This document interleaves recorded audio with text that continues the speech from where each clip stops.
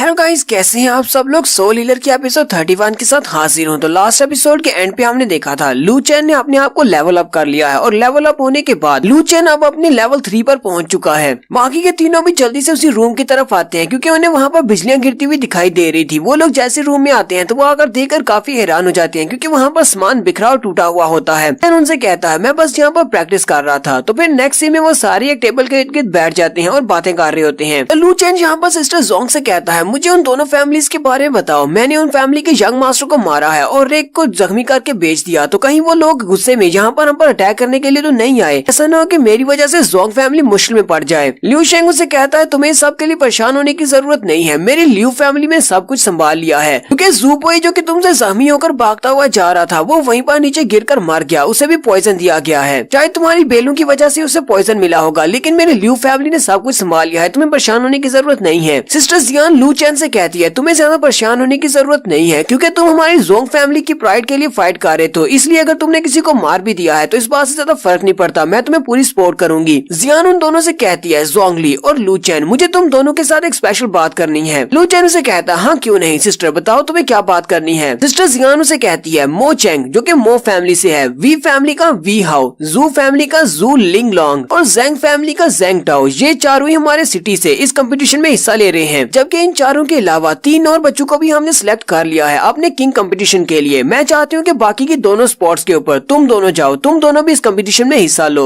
जोंगली अपनी बहन से कहती है सिस्टर मुझे इस बात से कोई मसला नहीं है, मैं कंपटीशन में हिस्सा लेने को तैयार हूँ, लेकिन मैं अपने लू चेन के लिए परेशान हूँ क्योंकि ये हमारे ली सिटी से नहीं है। तो क्या ये भी इस कंपटीशन में हिस्सा ले सकता है। लू चेन जल्दी से उसका हाथ पकड़ता है और उसे कहता है तुम्हें परेशान होने की जरूरत नहीं है। अगर तुम इस कंपटीशन में जाओगी तो मैं भी तुम्हारे साथ कंपटीशन में जाऊंगा। सिस्टर जियान भी काफी ज्यादा खुश हो जाती है और कहती है चलो शुक्र है हमने अपनी टास्क को पूरा कर दिया। कंपटीशन के लिए हमने 10 बच्चों की सिलेक्शन को कंप्लीट कर लिया है। अब तुम ही 10 बच्चे इस कंपटीशन में कंप्लीट करोगे। 10 बच्चों की सिलेक्शन हो जाने के बाद उन सारे बच्चों के नाम बोर्ड के ऊपर लगा दिए जाते हैं जहाँ पर बाकी के सारे बच्चे वहाँ पर आकर उन नामों की तरफ देखते हैं और कहते हैं ऐसा कैसे हो सकता है। जोंग फैमिली वालों ने अपनी फैमिली से 2 नाम दिए हैं तो बहुत ही अनफेयर सिलेक्शन हुई। अगर उन्हें सिलेक्ट करना ही था तो सिर्फ एक बंदे को सिलेक्ट करते, लेकिन वो यहाँ पर अपनी फैमिली से 2 लोगों को रिकमेंड कैसे कर सकते हैं। यहीं पर एक लड़का होता है जो कि काफी ज्यादा होशियार टाइप का होता है। वो कहता है जोंग फैमिली वालों ने बहुत ही बुरा किया, ये नाइंसाफी है, हम लोग भी इस कंपटीशन में हिस्सा ले सकते हैं। तो फिर अपनी फैमिली से वो 2 लोगों को क्यों भेज रहे हैं। तो उस लड़के का नाम जेंग कियान होता है। जेंग कियान कहता है इस कंपटीशन की बिना पर हमारी ली सिटी का फ्यूचर डिपेंड करता है क्योंकि अगर हमारे बच्चे जीतेंगे ली सिटी का नाम रोशन होगा। इसलिए मैं जेंग कियान इस बात को मानने को तैयार नहीं हूँ कि जोंग फैमिली वाले अपनी फैमिली से 2 बच्चों को कंपटीशन में भेज रहे हैं। और जेंग कियान के साथ साथ बाकी सारे भी चिल्लाना शुरू कर देते हैं और कहते हैं हाँ हम सभी लोग भी इसके खिलाफ हैं, हम में से किसी एक को इस कंपटीशन में जाना चाहिए, ना कि किसी बाहर वाले को जो कि जोंग फैमिली का गेस्ट है। और सारे कहते हैं चलो जल्दी से जोंग फैमिली के घर के बाहर चलते हैं और जाकर उस लड़के को चैलेंज करते हैं ताकि हम उस लड़के को हराकर उसकी स्पॉट ले सकें। तो वो सारे शोर मचाते हुए नारे लगाते हुए जोंग फैमिली के बाहर चले जाते हैं और जोंग फैमिली के बाहर जाकर वो कहते हैं जोंग फैमिली ने अपनी तरफ से 2 बच्चों को रिकमेंड किया है, हम लोग इस बात से जरा भी खुश नहीं है और हम लोग यहाँ पर उस लड़के को चैलेंज करने के लिए आए हैं। हमें लगता है कि वो लड़का इस कंपटीशन में फाइट करने के काबिल नहीं है, हम उसे चैलेंज करके हरा देंगे ताकि उसकी जगह ले सके। जेंग कियान चिल्लाकर कहता है वो लड़का जिसका नाम लू चेन है उसके बारे में हमें कुछ भी नहीं पता, पता नहीं वो कहाँ से आया और कौन सी फैमिली से है, यहाँ पर आकर हमारे कंपटीशन में हिस्सा कैसे ले सकता है, हमारे ली सिटी को रिप्रेजेंट नहीं कर सकता। चलो जल्दी से बाहर निकलो, मैं तुम्हें चैलेंज करना चाहता हूँ। जबकि लू चेन भी दरवाजे को थोड़ा सा खोलकर बाहर की तरफ उन सभी की तरफ देख रहा होता है और कहता है ये सभी लोग यहाँ पर क्या कर रहे हैं और ये सारे मुझे क्यों गालियाँ निकाल रहे हैं। लिू शेंग भी उसके पास ही खड़ा होता है और उसे कहता है अगर तुम्हें उन सभी पर इतना गुस्सा आ रहा है तो बाहर जाओ और जाकर उन सभी का सामना करो, यहाँ पर छुप कर क्या कर रहे हो। लू चेन उसे कहता है अब जबकि सिस्टर जियान ने सिलेक्शन लिस्ट को कंप्लीट कर दिया है, 10 बच्चे सिलेक्ट हो चुके हैं, तो इन सभी के शोर मचाने से क्या बदल जाएगा, इसलिए मुझे बाहर जाने की जरूरत नहीं है। लिू शेंग उसे कहता है तुम्हें पता है ना कि अभी कंपटीशन स्टार्ट होने में पूरा 1 महीना बाकी है, क्या तुम यहीं पर जोंग मैंशन में छुपकर बैठे रहोगे और बाहर भी नहीं जाओगे।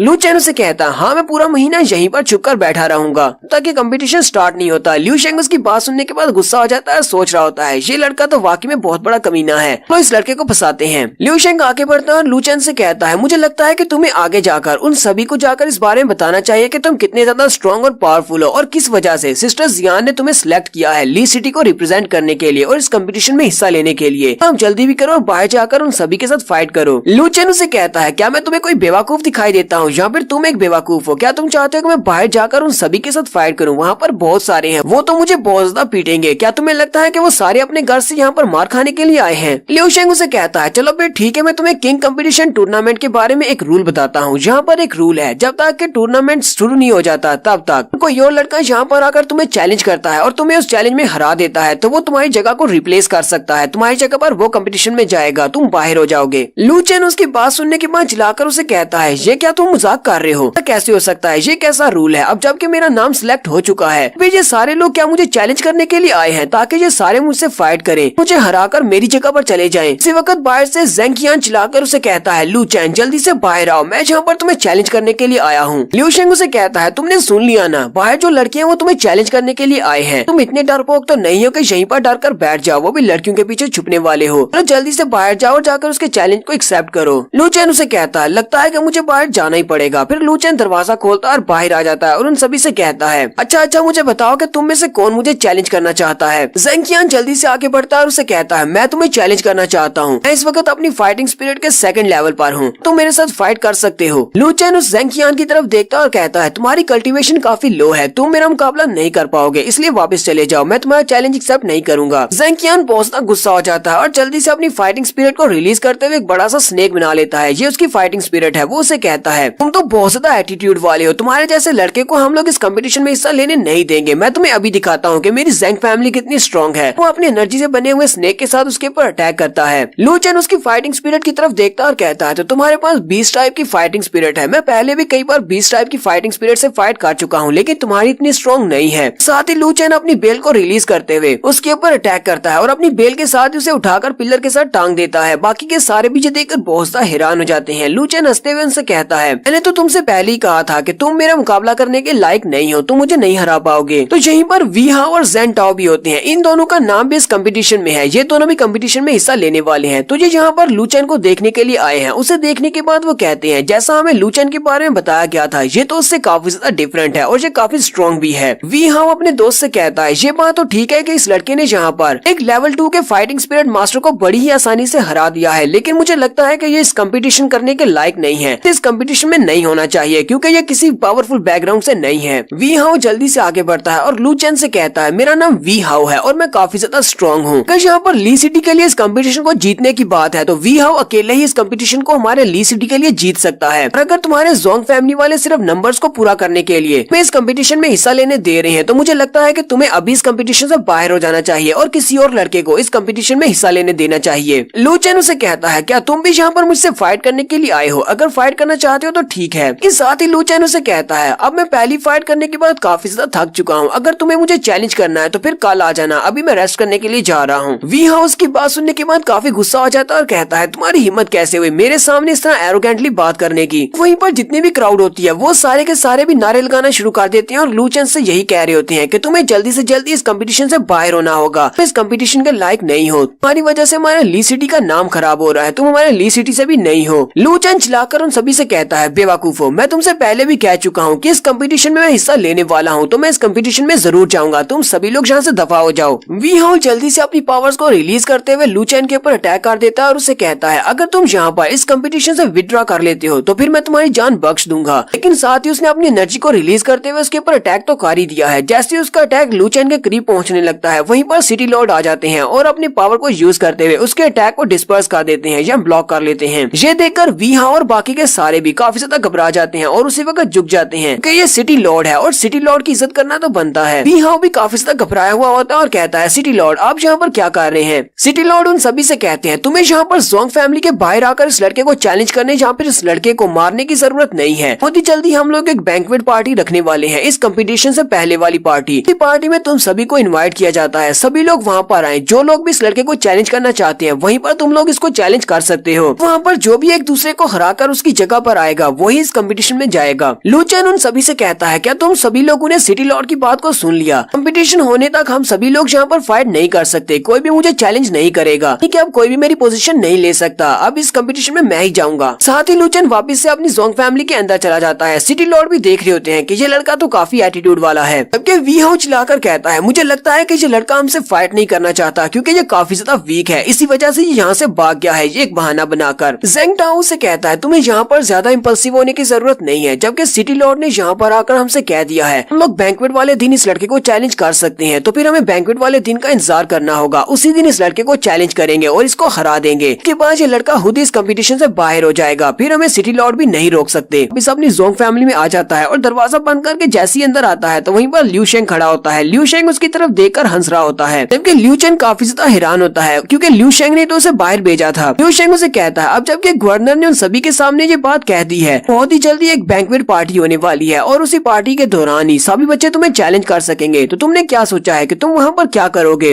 लिू चेन उसे कहता है करना क्या है, वहाँ पर जितने भी लड़के मुझे चैलेंज करेंगे मैं सभी को हरा दूंगा। लिू शेंग हंसते हुए उससे कहता है तुम्हें अपने बारे में कुछ ज्यादा ही हाईली सोचने की जरूरत नहीं है, कहीं ऐसा ना हो कि उन सभी से मार खा लो। लिू चेन हैरान होकर उसे कहता है इस बात से क्या फर्क पड़ता है कि मैं वहाँ पर कितने ज्यादा बच्चों को हराने वाला हूँ, अगर मैं उनसे हार भी जाता हूँ तो क्या वाकई में मुझे कंपटीशन से निकाल दिया जाएगा, हालांकि मेरा नाम सिलेक्ट हो चुका है। लिू शेंग उसे कहता है क्या तुम्हें लगता है ये बहुत ही ऑर्डिनरी सा कंपटीशन है, और अभी अभी सिटी लॉर्ड ने जिस बैंक्वेट पार्टी के बारे में कहा है वो एक ऐसी बैंक्वेट पार्टी है जहाँ पर न सिर्फ यहाँ पर पूरे ली सिटी के सारे रिस्पेक्टेड फैमिलीज के यंग मास्टर जाएंगे, बल्कि कोई भी ऐसा टैलेंटेड लड़का जिसके पास बहुत सारी अच्छी मार्शल आर्ट्स की टेक्निक्स हो वो भी वहाँ पर जाकर तुम सभी को चैलेंज कर सकता है, न सिर्फ तुम्हें बल्कि बाकी सारे बच्चों को भी, क्योंकि इस कंपटीशन में हिस्सा लेने वाले हैं। लिू चेन उसे कहता है तो इस बैंक्वेट पार्टी में तो बहुत सारी फाइट्स होंगी क्योंकि यहाँ पर बहुत सारे ऐसे बच्चे हैं जो कि हमारी जगह लेना चाहते हैं। लिू शेंग उसे कहता है लेकिन तुम्हें परेशान होने की जरूरत नहीं है, अगर तुमने उन सभी को अपनी पावर्स दिखा दी तो उनमें से कोई भी आगे बढ़कर तुम्हें चैलेंज नहीं करेगा। और रही बात तुम्हारी सीट की, अगर एक बार तुम्हें इस कंपटीशन में पोजीशन मिल गई तो बाकी की जितनी भी फैमिलीज हैं वो सारी तुम्हारी रिस्पेक्ट करेंगी, चाहे वो तुम्हारी दुश्मनी क्यों ना हो। लिू शेंग उसे कहता है वो सारे बच्चे जो कि इस बार के कंपटीशन में हिस्सा लेने वाले हैं उन सभी के लिए सिटी लॉर्ड एक एक्सेप्शन करेंगे, क्योंकि हमारे यहाँ पर एक फाइटिंग स्पिरिट पैलेस है, तो वो सारे बच्चे जो कि ली सिटी को रिप्रेजेंट करने वाले हैं, सिटी लॉर्ड उन सभी के लिए पैलेस ऑफ फाइटिंग स्पिरिट को ओपन करेंगे ताकि वो लोग वहाँ पर जा सके। लिू चेन हैरान होकर उसे कहता है ये पैलेस ऑफ फाइटिंग स्पिरिट क्या है। लिू शेंग उसे पैलेस ऑफ फाइटिंग स्पिरिट के बारे में बताता है। वो उसे कहता है हमारे पास टोटल 10 इंपीरियल सिटीज हैं और ये सारे के सारे इंपीरियल सिटीज टियान्डो कंट्री के अंदर आते हैं। हमारे टोटल 10 इंपीरियल सिटीज के अंदर हर सिटी के अंदर इसी तरह का एक फाइटिंग पैलेस है जिसके अंदर स्पिरिट्स के बारे में बहुत कुछ है, यानी कि वहाँ पर बुक्स पड़ी हुई हैं और इसके अलावा फाइटिंग स्पिरिट्स के बारे में तुम वहाँ पर जाकर बहुत कुछ जान सकते हो। पैलेस ऑफ फाइटिंग स्पिरिट के अंदर जाने के बाद किसी भी बच्चे के पास 99% चांसेस होते हैं तो वहाँ से बहुत सारी फाइटिंग स्पिरिट्स के बारे में और उनकी एबिलिटीज के बारे में जान सके, क्योंकि तुम्हें वहाँ से बहुत सारी इन्फॉर्मेशन मिल सकती है। लू चेन उसकी बात सुनने के बाद बहुत ज्यादा एक्साइटेड हो जाता है और कहता है ये तो बहुत ही अच्छी बात है, अगर मुझे वहाँ पर पैलेस ऑफ फाइटिंग स्पिरिट में जाने का मौका मिलेगा मैं बहुत सारी फाइटिंग स्पिरिट्स के बारे में जान सकता हूँ। लिू शेंग उसे कहता है और यही सब कुछ तो बाकी सारे भी सोच रहे हैं, इसी वजह से वो तुम्हें चैलेंज करना चाहते हैं, क्योंकि अगर इनमें से कोई भी लड़का वहाँ पर पैलेस ऑफ फाइटिंग स्पिरिट के अंदर जाकर ये सारी नॉलेज हासिल कर लेगा तो वो एक बहुत बड़ा जीनियस माना जाएगा, चाहे फिर वो इस कंपटीशन को नहीं जीत पाता तब भी। लेकिन ये सब कुछ इतना आसान नहीं है। लू चेन उसे कहता हाँ मुझे पता है, क्योंकि पैलेस ऑफ फाइटिंग स्पिरिट को सिर्फ 1 घंटे के लिए ओपन किया जाएगा और 1 घंटे के अंदर हम लोग कितनी ही नॉलेज को वहाँ से हासिल कर सकते हैं, ये तो काफी मुश्किल होगा। लिू शेंग उसे कहता है नहीं बेवकूफ, तुम्हें इस बारे में बिल्कुल भी नहीं पता। क्या तुम्हें लगता है कि फाइटिंग स्पिरिट पैलेस के बाहर जो गार्ड्स हैं वो सारे वहाँ पर सिर्फ डेकोरेशन के लिए खड़े रहेंगे? नहीं, वो डेकोरेशन के लिए नहीं है, बल्कि वो तुम्हारे ऊपर अटैक करेंगे और तुम्हें अंदर जाने से रोकेंगे। तो वहीं पर फाइटिंग पैलेस के इर्द गिर्द एक शील्ड है, वहाँ पर जितने भी गार्ड्स हैं वो डार्क आर्मी से हैं और वो सारे के सारे उस एरिया को बहुत ही अच्छे से गार्ड करते हैं। कोई भी वहाँ पर जाने के बाद किसी भी चीज को चोरी नहीं कर सकता। अगर तुम उस शील्ड के करीब भी जाओगे तो वो गार्ड्स में मार डालेंगे। लू चेन उसे कहता है मुझे इस सब के बारे में जरा भी परवाह नहीं है, क्योंकि मुझे पता है कि अगर किसी को हराकर वहाँ पर जाना है तो मैं जाऊंगा, क्योंकि उस पैलेस के अंदर जाने के बाद मुझे बहुत सारी फाइटिंग स्पिरिट्स के बारे में और उनकी एबिलिटीज के बारे में पता चल सकता है। ये मेरे बहुत ज्यादा काम आने वाली है। फ्यूचर में अगर मैं किसी के साथ भी फाइट करूंगा और अगर मैंने उसकी फाइटिंग स्पिरिट के बारे में पढ़ा होगा तो मैं उसे देखकर ही पहचान सकता हूँ कि इसके पास कौन कौन सी स्पेशल एबिलिटीज हैं। उसे फाइट करना बहुत ज्यादा आसान हो जाएगा। लिू शेंग उसे कहता है मुझे लगता है कि तुम्हें इस कंपटीशन से ज्यादा पैलेस ऑफ फाइटिंग स्पिरिट में जाने में ज्यादा इंटरेस्ट पैदा हो गई है, क्योंकि वहाँ पर तुम्हें फाइटिंग स्पिरिट्स के बारे में जानने को मिलेगा। पता नहीं क्यों पर लगता है जैसे कि तुम भी किसी फाइटिंग स्पिरिट के बारे में जानना चाहते हो, किसी स्पेशल फाइटिंग स्पिरिट के। लिू शेंग उसे कहता है लेकिन मुझे नहीं लगता कि तुम पैलेस ऑफ फाइटिंग स्पिरिट के अंदर भी जा पाओगे। लू चेन उसे कहता है अब तुम ऐसा क्यों कह रहे हो, क्या तुमने नोटिस नहीं किया? पहले मैं एक 2nd लेवल का मास्टर था, लेकिन अब मैं 3rd लेवल पर पहुंच गया हूँ, मुझे ज्यादा वक्त नहीं लगा। और साथ ही लू चेन सोच रहा होता है ये मुझे बातों बातों में फंसाकर मेरे मुंह से निकलवाने वाला था कि मेरे पास एक 2nd फाइटिंग स्पिरिट भी है। लिू शेंग उसे कहता है अच्छा ठीक है, लेकिन तुम्हारा आगे का रास्ता बहुत ज्यादा खतरनाक और लंबा है, इसलिए अपनी पूरी तैयारी करके वहाँ पर जाना। फिर साथ ही वो उसे बाय बोलकर घर के अंदर चला जाता है, क्योंकि लू चेन सोच रहा होता है मुझे उस फाइटिंग पैलेस में जाना ही पड़ेगा ताकि मैं वहाँ पर जाकर फाइटिंग स्पिरिट्स के बारे में जान सकूं। तो नेक्स्ट सीन हमारा बैंक्वेट वाले दिन का दिखाया जाता है। बैंक्वेट वाले दिन वो सारी तैयार होकर वहाँ पर पहुँच जाते हैं। लिू शेंग, सिस्टर जियांग, मिस जोंग और साथ ही लू चेन भी होता है। लूचेन वहाँ पर खड़े गार्ड्स को देखकर कहता है ये गवर्नर के पैलेस के बाहर गार्ड्स तो काफी ज्यादा फियर्स लग रहे हैं और सारे के सारे इनके सिर्फ चेहरे के एक्सप्रेशंस की तरफ तो देखो ऐसे ही काफी ज्यादा खतरनाक लग रहे हैं। सिस्टर जियान उसे कहती है यहाँ पर फाइटिंग के लिए मैं रिस्पॉन्सिबल हूँ तो मुझे इनर पैलेस में जाना पड़ेगा तैयारी करने के लिए, तब तक तुम दोनों यहीं पर रहो। सिस्टर जियान उन दोनों से कहती है अभी बैंक्वेट पार्टी के स्टार्ट होने में काफी ज्यादा टाइम है, इसलिए मैं चाहती हूँ कि तुम यहीं पर घूम फिर लो, जाओ और जाकर वॉक करो, लेकिन मैं चाहती हूँ कि यहाँ पर किसी भी दूसरे कंटेस्टेंट्स के साथ फाइट मत करना। बैंक्वेट के शुरू होने से पहले किसी के भी चैलेंज को एक्सेप्ट मत करना। मिस जोंगली उसे कहती है सिस्टर तुम्हें परेशान होने की जरूरत नहीं है, मैं तुमसे वादा करती हूँ मैं इसका ख्याल रखूंगी। सिस्टर जियान जाने से पहले उससे कहती है लूचेन को अपनी तैयारी मुकम्मल करना होगी क्योंकि अगर ये इस कंपटीशन में जीत नहीं पाता तो फ्यूचर में कभी भी इंपीरियल सिटीज की तरफ से इस कंपटीशन में हिस्सा नहीं ले पाएगा, उसे तमाम सिटीज में से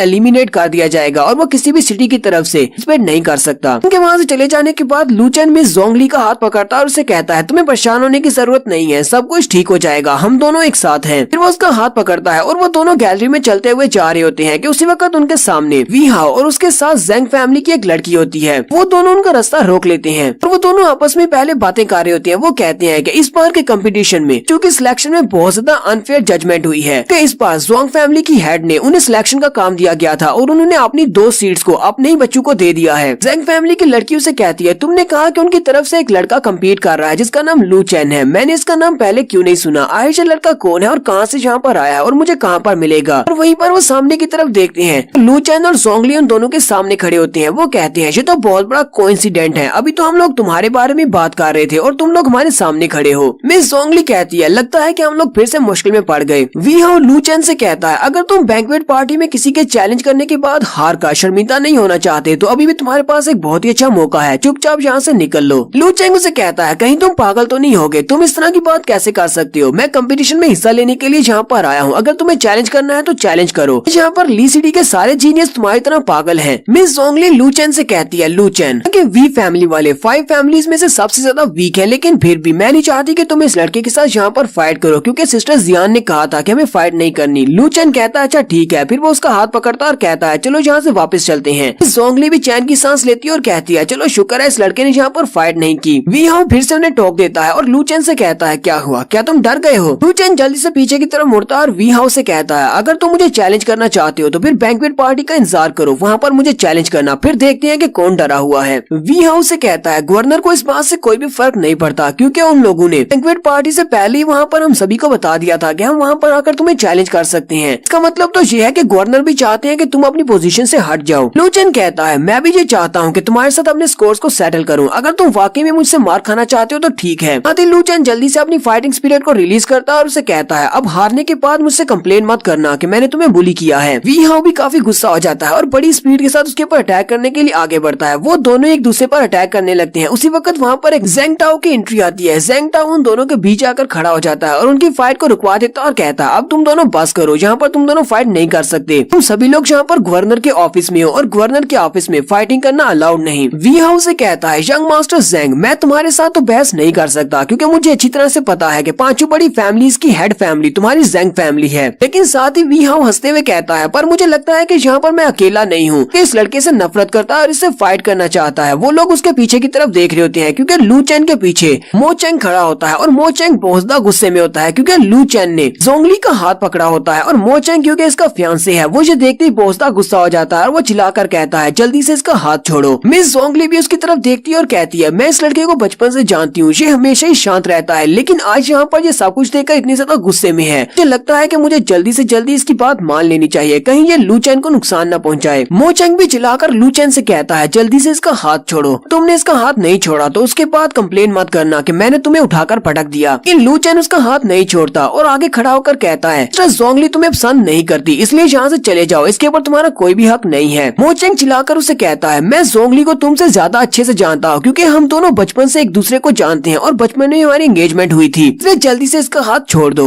जोंगली उसकी बात सुनने के बाद सोच रही होती है मो चैंग काफी ज्यादा गुस्से में है और मुझे लगता है कि लू चैन और अगर इन दोनों में फाइट हुई तो लू चैन हामहा जख्मी हो जाएगा। जोंगली जल्दी से लू चैन से अपना हाथ छुड़वाती है और मो चैंग के सामने खड़ी हो जाती है और लू चैन से कहती है बस बहुत हुआ, दोनों को आपस में फाइट करने की जरूरत नहीं है। लू चैन ये देखकर बहुत ज्यादा हैरान हो जाता है क्योंकि शायद लू चैन को लगा होगा कि जोंगली उसे पसंद करती है। उसे कहता है जोंगली ये तुम क्या कर रही हो, क्या तुम इस लड़के को डिफेंड कर रही हो। जोंगली उसे कहती है नहीं मैं इस लड़के को डिफेंड नहीं कर रही। वी हाउ फिर से बीच में बोल पड़ता है और कहता है हाँ क्यों नहीं, मुझे लगता है कि ये लड़की मो चैंग को ही डिफेंड कर रही है क्योंकि ये दोनों ही बचपन के काफी अच्छे दोस्त हैं, तो लगता है कि इन दोनों का बचपन का प्यार है। ये लड़का लू चैन ये तो कबाब में हड्डी है। पता नहीं इस लड़के लू चैन ने इस बारे में कैसे सोच लिया कि वो जोंग फैमिली की यंग मिस के साथ एक रिलेशनशिप रख सकता है और उसका बॉयफ्रेंड बन सकता है। वो लोग फिर से हंसना शुरू कर देते हैं। लू चैन इस बात से बहुत सा गुस्सा हो जाता है और गुस्से के साथ ही अपनी फाइटिंग स्पिरिट को रिलीज करते हुए अपनी बेलू के साथ उसके ऊपर अटैक करता है और कहता है तुम अपनी बकवास बंद करो। वी हाउ भी ये देखकर काफी ज्यादा हैरान हो जाता है कि इसकी फाइटिंग स्पिरिट पहले से काफी ज्यादा स्ट्रॉन्ग हो गई है। जेंग टाओ भी ये देखकर काफी हैरान होता है। जेंग टाओ कहता है इस लड़की के पास तो प्लांट्स की स्पिरिट है और इसकी स्पिरिट काफी ज्यादा स्ट्रॉन्ग लगती है, ये इतना भी बेकार फाइटर नहीं है। तो लू चैन फिर से शांत हो जाता है और जोंगली से कहता है जोंगली क्या तुम वाकई में इस कमीने लड़के को पसंद करती हो? तो जोंगली उसकी बात सुनने के बाद आगे से खामोश हो जाती है और उसे कोई भी जवाब नहीं देती। चैन को उसका जवाब मिल जाता है। लू चैन और भी ज्यादा गुस्सा हो जाता है और रोते हुए वहाँ से पीछे की तरफ भागना शुरू कर देता है। यहीं पर एक और फैमिली का यंग मास्टर भी खड़ा होता है। वहाँ पर उसके साथ वाला लड़का उसे कहता है गायलोंग पता नहीं तुमने इस लड़की में ऐसा क्या खास देखा जो तुम इस लड़की के पीछे हो? तुम्हें नहीं लगता कि वो पहले से ही दो लड़कों को पसंद करती है और फैसला नहीं कर पा रही? गायलोंग उसे कहता है यही तो स्पेशल बात है, मुझे लगता है कि वो लड़की बहुत ज्यादा स्पेशल है और मेरे लिए ही बनी है। जबकि हमारे लू चैन की तरफ दिखाते हैं। लू चैन वहाँ से रोता हुआ भाई की तरफ भागता आ जाता है, बिल्कुल एक छोटे बच्चे की तरह जिसका दिल टूटा है। भागते हुए काफी दूर आ जाता है और वहीं पर रुककर सांस लेता और कहता है भागते हुए मुझे जरा भी अंदाजा नहीं हुआ, मैं तो पैलेस से काफी दूर आ गया और मुझे पता भी नहीं है कि वापस किस तरफ जाना है। उसी वक्त उसे पीछे से किसी के चिल्लाने की आवाज आती है। लू चैन जल्दी से झाड़ियों में छुप जाता है और कहता है मुझे यहाँ से ब्लड की स्मेल आ रही है, लगता है यहाँ पर किसी का मर्डर हुआ है। तो वहीं पर छुप कर देखता है तो वहीं गार्डन के अंदर से काफी सारे हथियारे बाहर निकलते हैं। उन सभी ने अपने चेहरे पर नकाब लगाया होता है। वो सारे वहाँ से भागकर चले जाते हैं। उन सभी के चले जाने के बाद लू चैन गार्डन के अंदर जाता है। जैसे वो अंदर जाता है तो वहाँ पर गार्ड्स की लाशें पड़ी होती हैं। लू चैन कहता है यहाँ पर ये सारे के सारे गवर्नर के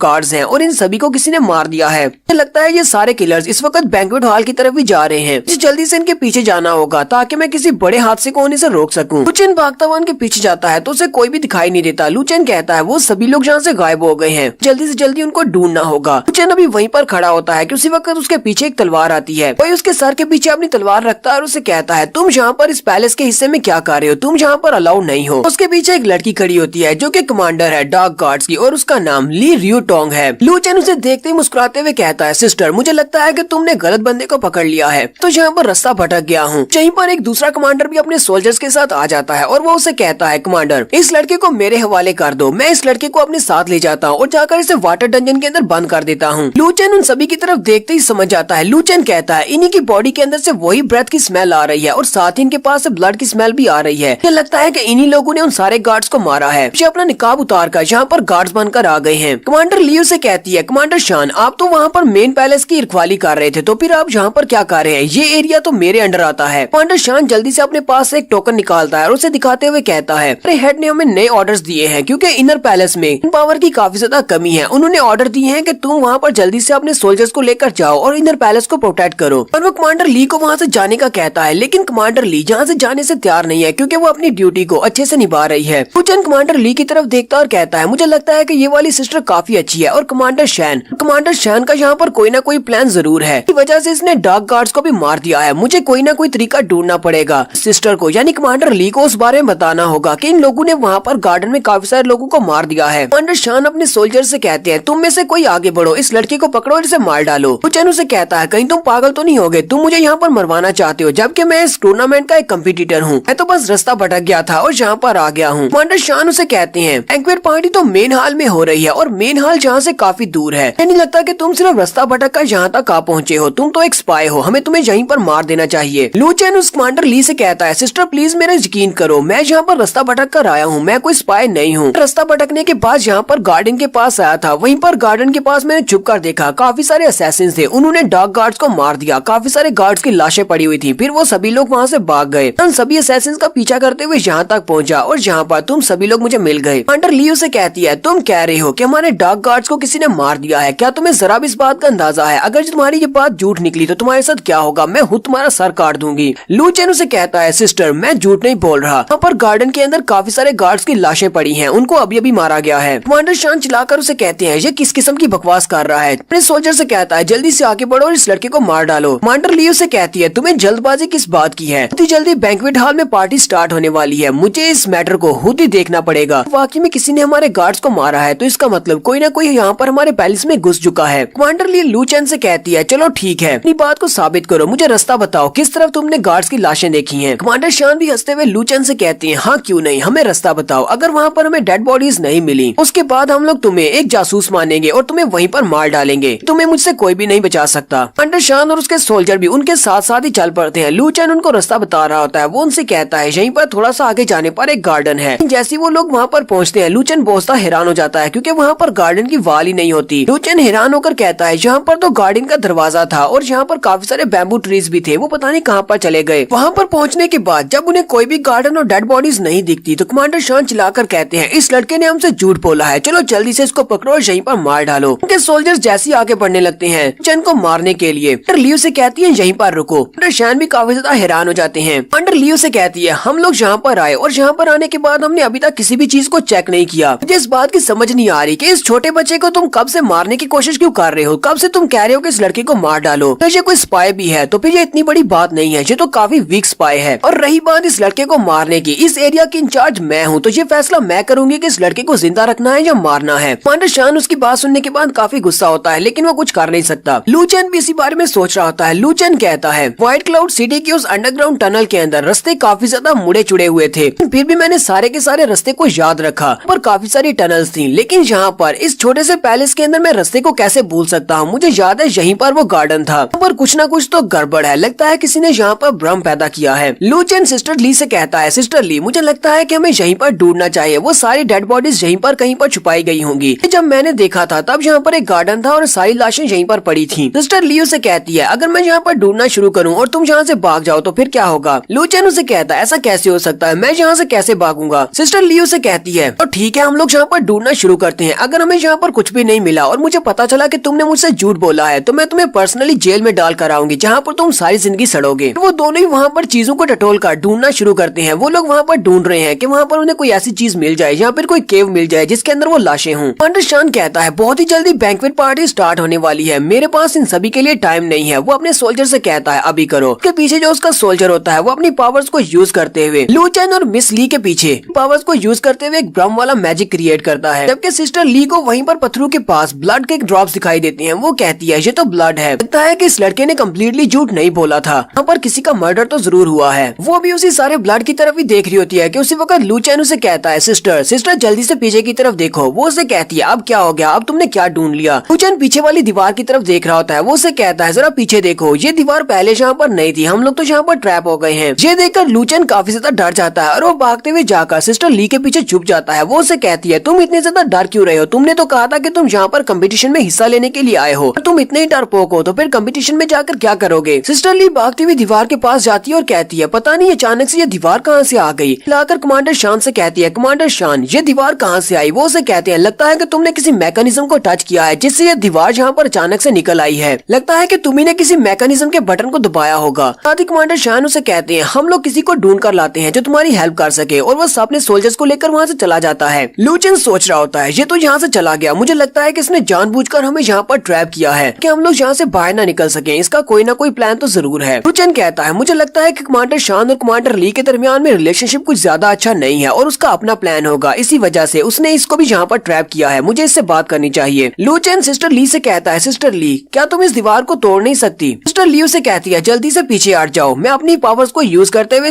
अपनी तलवार से इस दीवार को तोड़ने की कोशिश करती हूँ। वो अपनी तलवार को ऊपर की तरफ उठाती है और अपनी फाइटिंग स्पिरिट को रिलीज करती है। लू चेन मुझे देखकर काफी हैरान होता है और कहता है ये तो अपनी मार्शल स्पिरिट लेवल के 5th लेवल पर है, इसी वजह से ये कमांडर है कि ये काफी ज्यादा यंग है। सिस्टर ली अपनी तलवार के ऊपर अपनी स्पिरिट एनर्जी को रिलीज करने के बाद सामने की दीवार के ऊपर एक स्लैश लगाती है। दीवार के ऊपर काफी सारे क्रैक्स पड़ते हैं लेकिन वो दीवार टूटती नहीं है। ऐसा दीवार को तोड़ने की क्या जरूरत है, पहले भी तो ये लोग इतने ऊंचे ऊंचे जंप लगाते हैं, यहाँ फिर उड़ भी रहे होते हैं, तो यहाँ से जंप करके बाहर चले जाएं, यहाँ फिर अपनी बेलों पर बैठकर बाहर चले जाएं। लेकिन हर जैसे अब स्टोरी चल रही है वैसे ही इसको चलाते हैं। लू चेन भी तालियां बजाते हुए से कहता है सिस्टर ली तुम तो बहुत ज्यादा स्ट्रॉन्ग हो। सिस्टर लियो से कहती है हाँ मैं स्ट्रॉन्ग तो हूँ, मैंने अपनी फाइटिंग स्पिरिट को यूज किया, अपनी फुल एनर्जी को लगा दिया, लेकिन फिर भी मैं इस दीवार को नहीं तोड़ पाई। साथ ही वो अपनी तलवार को वापस रख लेती है और कहती है मैं इस तलवार को नहीं तोड़ सकती, हमें कोई और रास्ता ढूंढना होगा। लू चेन उसे कहता है तो क्यों ना तुम 1-2 बार और स्ट्राइक करो, फिर शायद ये दीवार टूट जाए। सिस्टर ली उसकी बातें सुनने के बाद सोच रही होती है ये लड़का चाहता है कि मैं 2-3 बार इसके ऊपर अटैक करूं, हालांकि मैं ऐसा कर सकती हूं, लेकिन एक ही बार अटैक करने से मेरी काफी सारी सोल एनर्जी जाया हो गई है, मेरे पास बहुत ही कम सोल एनर्जी बची बची है। अगर मैं दीवार को तोड़ भी देती हूँ तो मैं कमांडर शैन के साथ फाइट नहीं कर पाऊंगी, इसलिए मुझे कोई फायदा नहीं होगा। सिस्टर लियो से कहती है नहीं, मेरे पास और एनर्जी नहीं बची, चलो यहीं पर कुछ और ढूंढते हैं, शायद हमें यहाँ पर कोई बटन मिल जाए जिससे इस दीवार को नीचे किया जा सके, क्योंकि उन्हें लगता है कि शायद यहीं पर कोई बटन लगा होगा जिससे दबने से ये दीवार निकली है। वहीं पर एक बड़ा सा पत्थर पड़ा होता है, वो लोग उस पत्थर के पास जाते हैं। लू चैन उस पत्थर के ऊपर नॉक करने के बाद कहता है बिग सिस, मुझे लगता है कि इस पत्थर के अंदर कुछ तो है, इसके साथ काफी कुछ गड़बड़ है, लगता है कि इसके अंदर कोई टनल है। कमांडर ली जल्दी से अपनी तलवार निकालती है और उस पत्थर के ऊपर अटैक करती है और सामने वाले हिस्से को काट देती है। जैसे ही वो पत्थर का हिस्सा कटता है तो उसके नीचे वाकई में एक टनल होती है और उस टनल के अंदर उनके जितने भी गार्ड्स को उन असैसिन्स ने मारा था उन सभी की लाशें उसी के अंदर पड़ी होती हैं। वो दोनों इस टनल के अंदर जाते हैं तो वहाँ पर बहुत सारे गार्ड्स की लाशें पड़ी होती हैं और ये सारे के सारे वही गार्ड्स हैं जिनके मरने के बारे में लू चैन ने उसको बताया था। कमांडर लियो से कहती है ये मसला तो बहुत ज्यादा अर्जेंट लगता है, हमें जल्दी से जल्दी जाकर सिटी लॉर्ड को इस बारे में बताना होगा। लू चैन उसे कहता है कमांडर लेकिन तुम्हें पता है कि हम लोग यहाँ पर फंस चुके हैं, हम लोग यहाँ से निकल नहीं सकते, तो हम लोग वापस जाकर बताएंगे कैसे।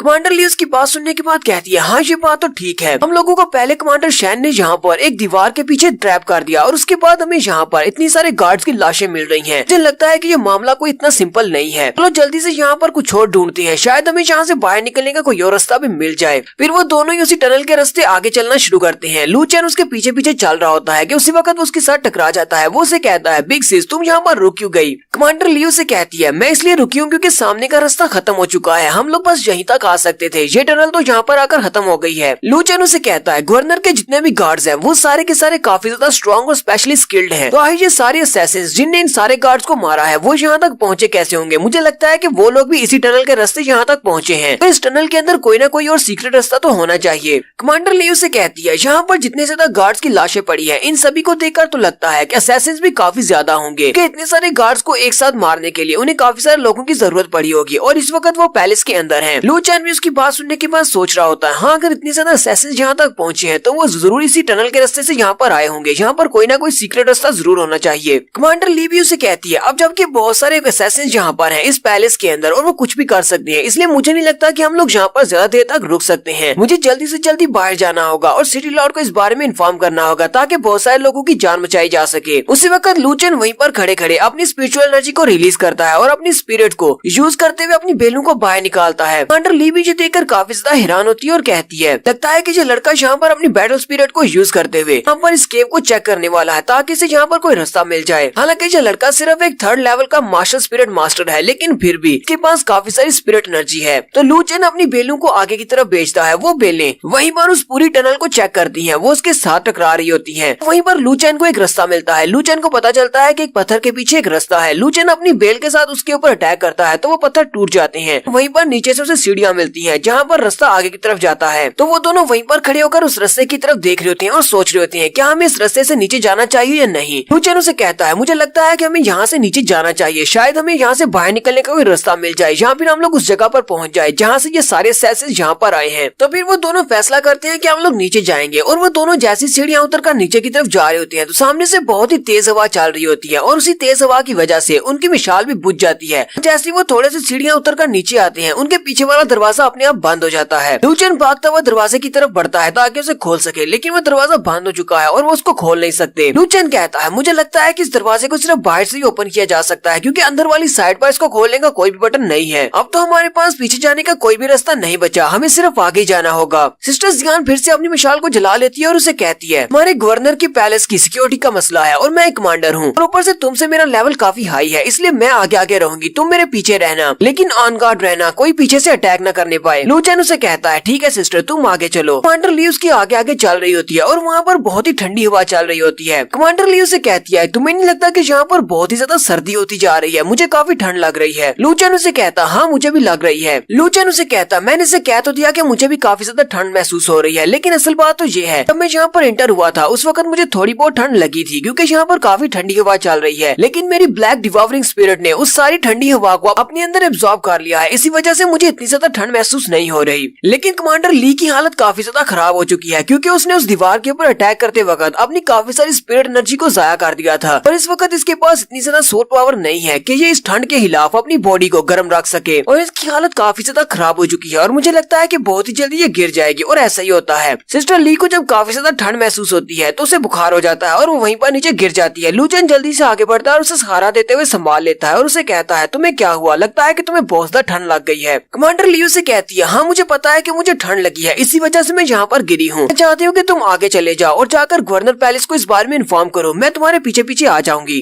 लू चेन उसे कहता है अब जबकि इतनी ठंड में तुम्हारी हालत खराब हो गई है तो फिर मैं यहाँ पर कैसे सर्वाइव कर पाऊंगा और तुम्हें लगता है कि मैं बाहर निकल सकता हूँ? क्या होगा अगर बाहर जाने के बाद मेरा सामना कमांडर शैंग के साथ हो गया? कमांडर ली ने अपने बाजू के ऊपर और अपनी चेस्ट के ऊपर लोहे की आउटफिट पहनी होती है। लू चेन उसे कहता है तुम्हारी ये आउटफिट ये काफी ज्यादा ठंडी हो चुकी है, इसको जल्दी से उतार दो। कमांडर ली उसे कहती है तुम्हें मेरे बारे में परेशान होने की जरूरत नहीं है, मैंने तुमसे कहा ना कि जल्दी से यहाँ से जाओ क्योंकि इस वक्त असैसिन बैंक्वेट हॉल में पहुंच गए होंगे और सिटी लॉर्ड को मारने की कोशिश करेंगे। मैं चाहती हूँ कि तुम जल्दी से जल्दी यहाँ से चले जाओ और जाकर उन सभी को इस बारे में इन्फॉर्म करो। लू चेन उसे कहता हाँ ये बात ठीक है कि वो सारे असैसिन इस वक्त गवर्नर के पैलेस के ऊपर अटैक करने के लिए जा रहे हैं, लेकिन मुझे नहीं लगता कि मुझे तुम्हें यहाँ पर छोड़कर वहाँ पर जाना चाहिए क्योंकि मुझे उन सभी की जान बचाने से ज्यादा जरूरी तुम्हारी जान बचाना लग रहा है। साथ ही वो उसकी बॉडी के ऊपर जितनी भी उसकी आउटफिट होती है वो उस आउटफिट को उतार देता है। कमांडर ली भी उसकी बातें सुनने के बाद शर्माना शुरू कर देती है। चेन अपने चेहरे को उसके चेहरे के करीब करते हुए से कहता है तुम्हें परेशान होने की जरूरत नहीं है, मैं अभी तुम्हारी बॉडी के अंदर जितने भी कोल्ड है उस सभी से तुम्हें थोड़ा सा रिलीफ देता हूँ। वो अपनी डिवावरिंग स्पिरिट को एक्टिवेट करता है और उसकी बॉडी के अंदर से जितनी भी ठंडी होती है उस सारी को अपने अंदर एब्जॉर्ब कर लेता है। वो सारी की सारी उसकी डिवावरिंग स्पिरिट ने एब्जॉर्ब कर ली है जो कि अब उसकी बॉडी के अंदर चली गई है। कमांडर ली चिल्लाकर उसे कहती है बेवकूफ कहेंगे, तुम मेरी बॉडी के अंदर जितनी भी ठंडी हवा थी वो सारी की सारी अपनी बॉडी के अंदर कैसे एब्जॉर्ब कर सकते हो? पहले तो यहाँ पर सिर्फ मैं मरने वाली थी, अब हम दोनों मरेंगे। लू चेन हंसते हुए से कहता है अगर मैं ऐसा नहीं करूंगा तो फिर मैं तुम्हारी जान कैसे बचाऊंगा? और थोड़ी देर में लू चेन उसकी बॉडी के अंदर से जितनी भी ठंड होती है उस सारी की सारी ठंडी हवा को अपनी बॉडी के अंदर एब्जॉर्ब कर लेता है और कमांडर ली की हालत काफी ज्यादा बेहतर हो जाती है। फिर साथ ही लू चेन अपनी जैकेट भी उतार कर उसे दे देता है। इस बात से तो वो और भी ज्यादा शर्माना शुरू कर देती है। लू चेन आगे आगे चलना शुरू करता है और उसे कहता है हम लोग यहाँ पर ज्यादा देर तक नहीं रुक सकते,